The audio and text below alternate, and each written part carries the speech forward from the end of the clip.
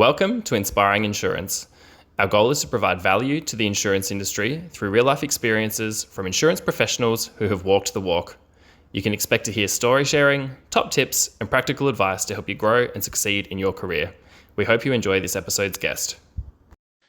Welcome back to Inspiring Insurance. This week we are back in Brisbane. I am joined by a seasoned claims professional of 14 years in the industry. Love to welcome Bron Gibbs to the podcast.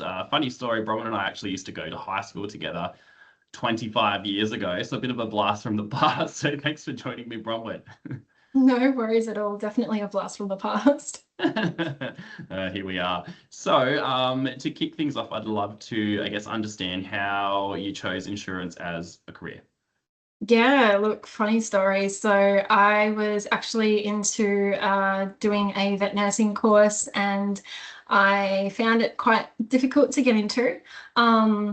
I came across a neighbour who was actually looking for people to join the insurance industry. At the time, I was about 23 years old, I think, and didn't know anything about insurance other than paying a premium and being insured for my car, and that's about it. I was able to start a job at Insurance Australia Group.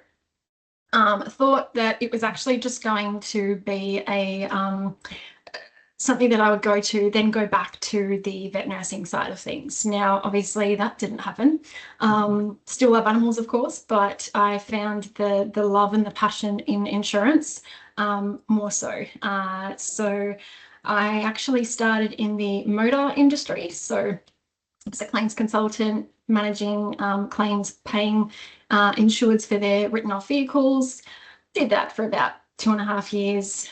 Didn't enjoy it fully. I was like, yeah, cool, it's getting me by with paying bills and rent and all that sort of fun stuff.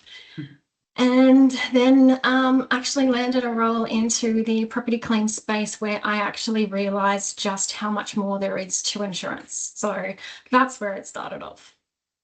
Nice. And so that was 14 years ago. Obviously, you've come a long way since then. So walk me through, walk me through then to now. Yeah, look, wow, 14 years. When you say the number like that, that makes me feel like a dinosaur. But we're getting on, mate. I love talking about it. And so yeah, motor claims consultant for 2.5 years. Went into property claims. I would say around 2014. Wasn't completely open to doing property claims because I thought, look, it's just that change piece. So wasn't comfortable with that at the time. But yeah, learnt just how quick I really loved it. So that was about four years in property claims starting. That was with the RACV brand. Then learnt a couple of other different brands. So your NRMA, SGIO, SGIC. So managed different policies and portfolios, which was really good from a retail insurance portfolio. Then we fast forward through to me really developing as so not just a seasoned claims consultant, but into being a senior claims consultant, taking on higher responsibilities, coaching, and that's also where my passion for coaching and developing people started. Little did I know. I had different roles as secondments. So I was seconded as a complex assessor, which was a desktop assessor for property claims still. I think, gosh, I did that for probably, let's say about a year. I loved doing that. That was more case management as well. So that was good. Did a stint as I can't remember the exact title, but it was to do with complaints. So I would manage escalations, deal with complaints, resolve them, and that sort of stuff. So that was good. Wasn't something that I really wanted to continue with though. I really wanted to get back into the space of coaching and developing and all that kind of stuff. So I also was able to land an opportunity, which was a once in a lifetime opportunity. And that was being able to live and work in the Philippines. So I did that for about 3 months toward 2018. And that was training consultants over there to work with claims, do the brand, and really assist us in managing claims over there. That was insane. That was amazing. From that, also was able to hone in on what I loved and enjoyed and realize just what I was good at too. So I think from that experience, along with some other different things in there as well, I'm probably missing a couple of things too. There was so many things that I did when we're talking about 14 years.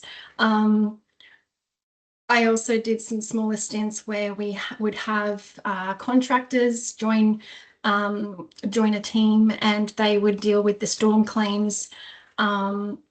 And of course, there was training, there was development for them, and really getting them the knowledge and the skills and confidence too, in order to manage claims and that. So I did a few different stints here and there as seconded positions. So there was a lot of different things that I did over the years. From the Philippines, when I got back, I actually moved across. So I was in Melbourne and I moved across to Brisbane. From Brisbane, that was a transfer to the commercial insurance industry. So all of those years was all in retail insurance, which was really good, but I had no idea just how much there was to insurance. So you're talking about commercial, you're talking about strata, you're talking about different policies, different things of cover, and it's just like my world exploded for that. So yeah, it was a really good learning journey. So I think from end of 2018, for about 4 years, I worked with WFI, still with IAG, just in the commercial sector. And that was a lot, but that was so good to learn farm insurance, all about livestock and farm machinery. There's so much to it. So there's a lot of different things that I learned from that. 4 years worth, I think, if I can do my math correctly. Started my leadership journey with WFI as well, seconded team leader. And yeah, there was a lot to that too. So just wasn't able to land a permanent position at that stage. But yeah, that sort of ties into a lot of those years of 14 years. And what happened then? So from WFI, there was a few different restructures. I wasn't able to land that permanent position, but I decided, look, you know what? I really like leadership. I love it. I'm passionate. I really want to continue the journey. In order to do that, I decided I'm going to look externally, and was able to land a leadership role for so it was National Transport Insurance. So that was dealing with heavy motor vehicles, your semi-trailers, which again, my world exploded to insurance because I had no idea. And it was really good to learn all about that product, because if you just deal with one particular product, you're not going to expand your knowledge. You're not going to know anything else. So it was good to expand my knowledge with that. Wasn't my niche though. It was like, yep, cool. That's great. I can learn that, but I wasn't passionate about it. It wasn't my niche. So I really wanted to get back into property claims. So I was with NTI for around 12 months. Then I landed the role with RACQ. So that would have been 2024. April of 2024. No, sorry. It was Honey Insurance, which is also part of RACQ. Honey is underwritten by RACQ. I actually came into Honey though as a contractor. So I started back at the bottom, but as a claims management officer. And that was a 3-month contract. The 3 months didn't actually eventuate though. After the first month, I then came up with an opportunity for a team manager position. So funny story, day one of training, in my emails, there was an email in my inbox, and it was for a team manager position. And I was like, get out, this is insane, really.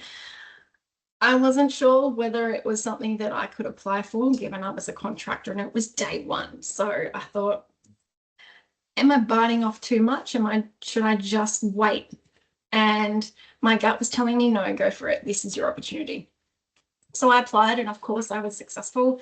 And that was a contract as well, with the RACQ property team. The Honey property team managers.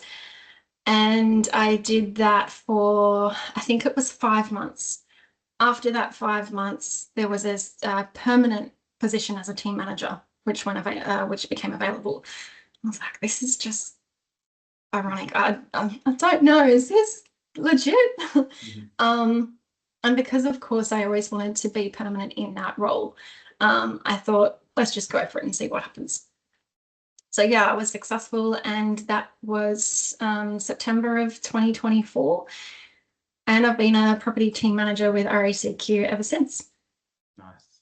RACQ turned IAG, so you've done the full 360 IAG all the way back to IAG 14 years ago. Definitely, yeah. So it's quite insane when you think about, I was with IAG for about 12 years, and then just come full circle. So it's great. How good. That's a great story. So there's so many things in there I want to pick your brain about. How did you find like living in the Philippines as part of your role for a period of time there? Like most people don't understand that you can actually do that within the industry in Australia. So what was your biggest learning from your time away? I think what we as Australians take for granted, and it was a culture shock. It was, okay, the Philippines is a third world country, but we don't realize just how lucky we are, to have clean, fresh water, to be able to go to the supermarket and get groceries. Like, yes, they have that there, but you've got to be really careful about the food that you get. Like, whereas here, we don't think twice.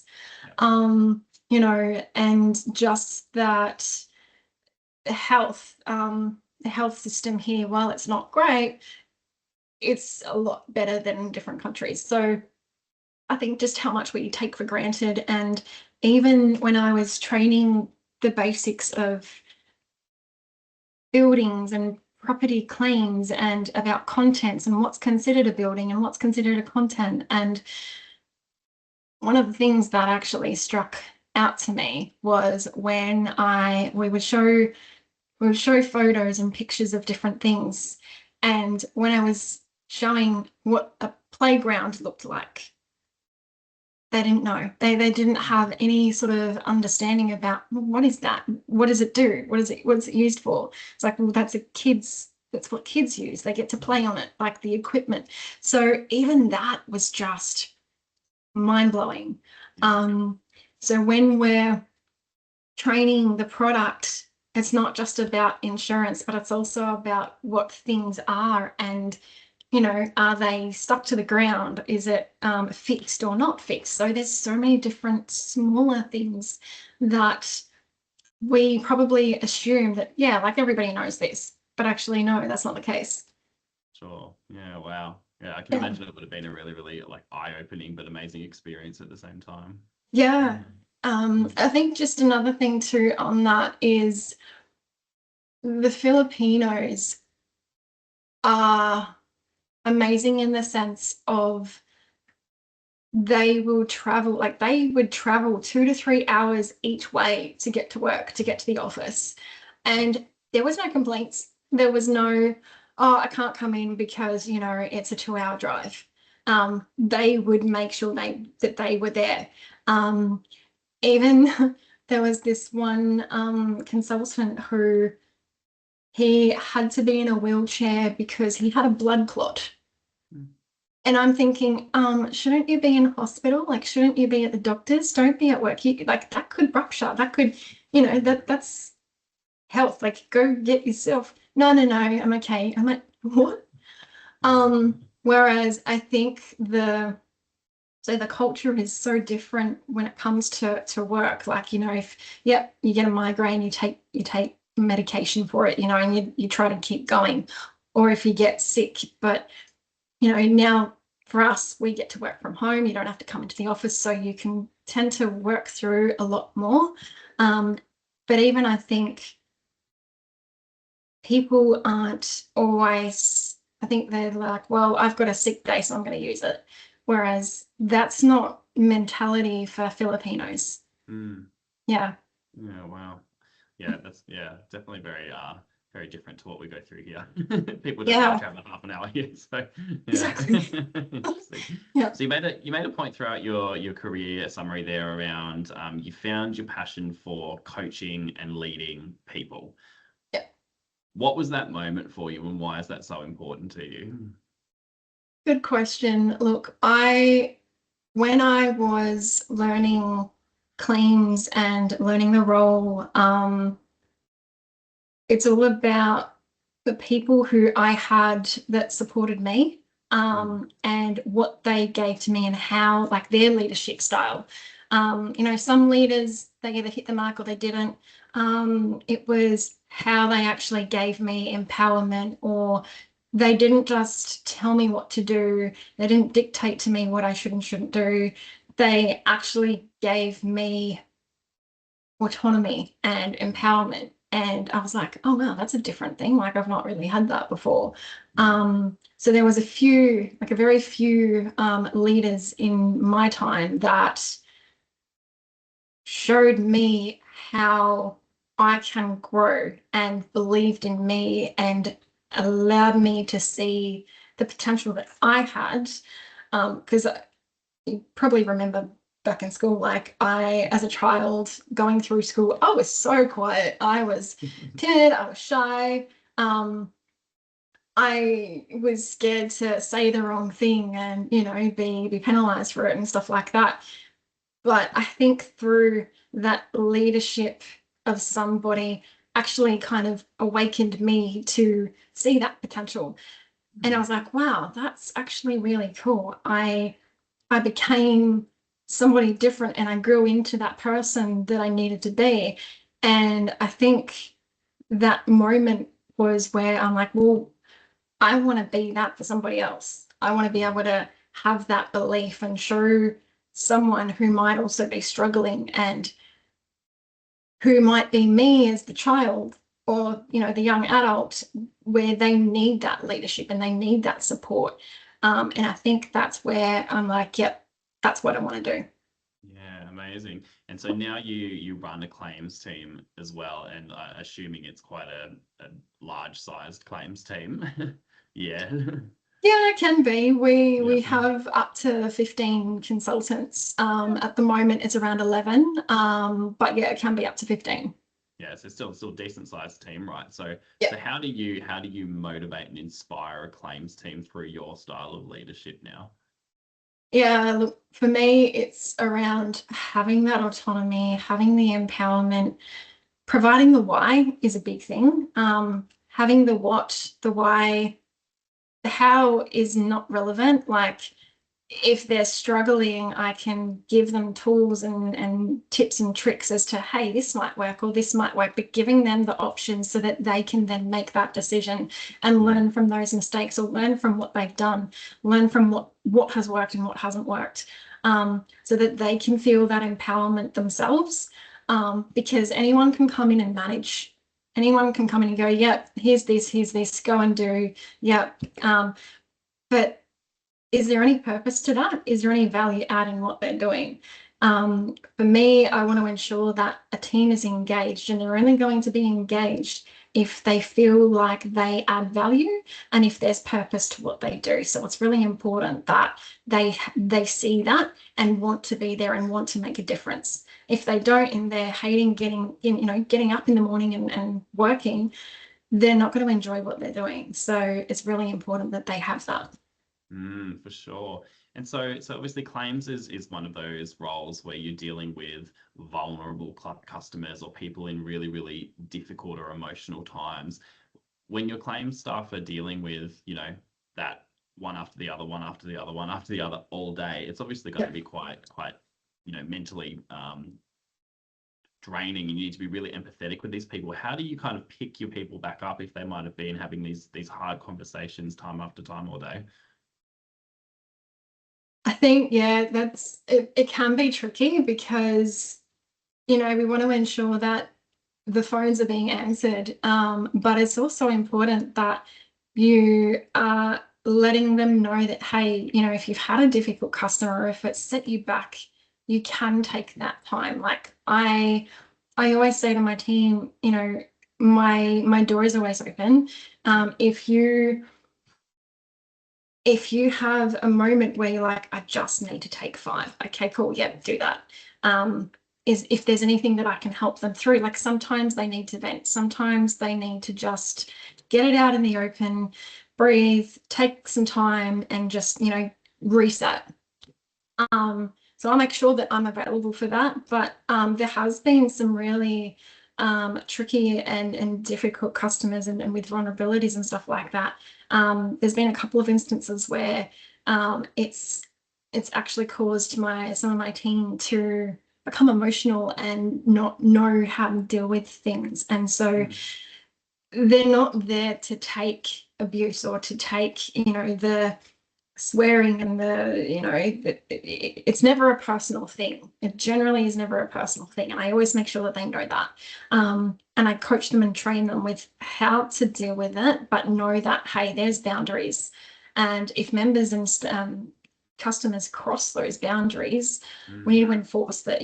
Well, where can we terminate the call? When can we, pull the pin and go, sorry, we're not going to deal with this because we're not there to cop that abuse. But if it's on our side, then yeah, definitely it's feedback, and we coach and make sure that they are aware of what they need to provide for the members for their vulnerability. So we listen to them, acknowledge what they're going through, see what we can do to help them within the guidelines and the policy and that sort of stuff as well. So it can be tricky, but I think it's really important to tackle it one thing at a time, one customer at a time, and having that space to be able to unpack and breathe, and to deal with that, because you can't they're not machines, they're not robots. So you can't expect them to just keep churning through the work, keep taking phone calls, because that's when they break, and we don't want that.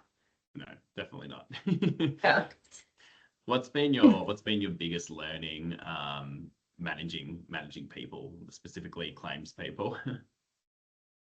Oh gosh, there's so much to that question. I think, look, understanding and acknowledging the fact that I'm not perfect. I don't make all the right decisions, and I will get things wrong. I'm a human, and I will own the fact that I am. I'm not gonna know absolutely everything, and I'm not gonna have all the answers when they need it. What I do is I ensure that I follow through with what I say I'm going to do. But also own, hey, if I have stuffed up or if I've made a mistake, I'll actually call it out and be like, I am so sorry. Like, yeah, let me sort this. What can I do? Because it's really important to me that I show my vulnerabilities as well. It's about being real. Managing staff for me there's going to be so many different complexities to people, understanding their own life, while we're here to work and we're here to do a job. Not treating them as robots, though, treating them as they have their own life behind, closed doors, behind after work, before work. So ensuring that they have that support. Does that make sense? Am I hitting what you're asking? Yeah, absolutely. Yeah. That's great. Yeah, cool. What's a misconception people have about working in claims? That, look, I've probably heard where, we just email, rather than just, taking calls and stuff like that, and where we like to decline. That's also a big thing too. We like to decline claims. No, we actually don't. It's actually easier to accept claims, because it means that we can get repairs done. We can make sure that we put the customer back into pre-loss condition, because it means that we're able to help that person. houses are probably one of the most, it's a big asset to have, hundreds of thousands, millions even. And so when we have to decline claims, it's not because we want to, it's because the policy is there for a reason. We can't cover absolutely everything. If we did, I can only imagine what the premiums would be like. And just, it would be an open can, I guess. So I think that's probably two of the biggest things that is a misconception. Yeah, nice. Love that. Thank you. So next question for you is actually from our previous Inspiring Insurance guest. So Cooper had the opportunity to leave a question for our next person, being you. So he says, if you were going to start in the industry again, what would you be doing instead? Oh, well, I always say that if I won the lotto, I would actually buy acreage, buy hectares, acreage, whatever, and open like a tiny home village.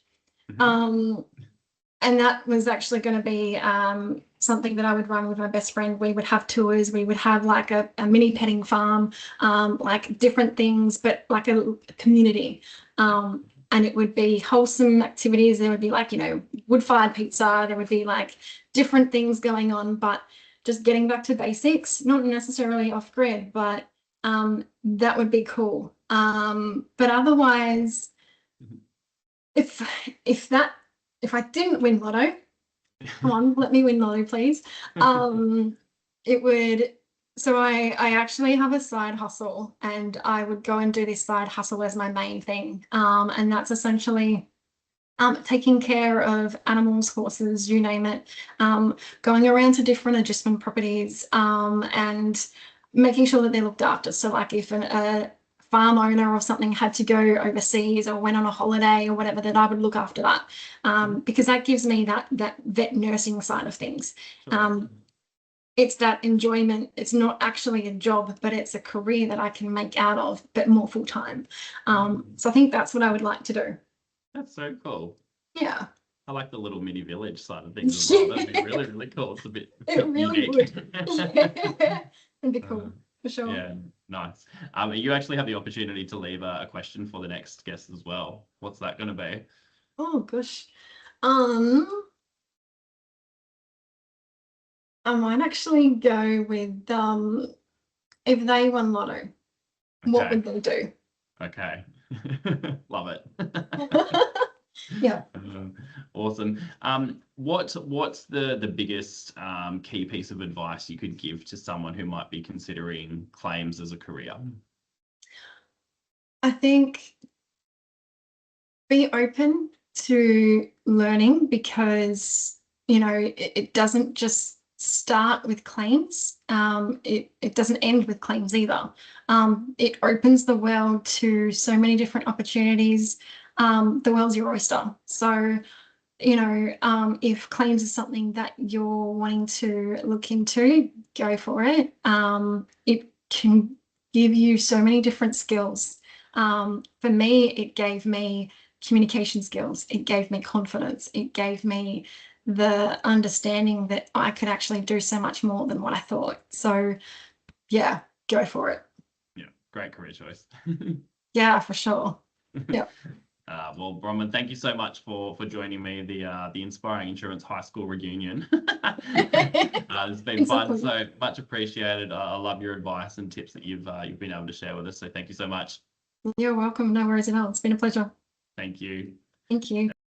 Thanks for listening. A big thank you to our guest, and we hope you found some value from this episode's chat. If you enjoyed the episode, be sure to send it to a mate and hit follow so you don't miss what's next. I'm Nathan Anning, Director and Insurance Recruiter at Impact Talent Australia. Catch you next time.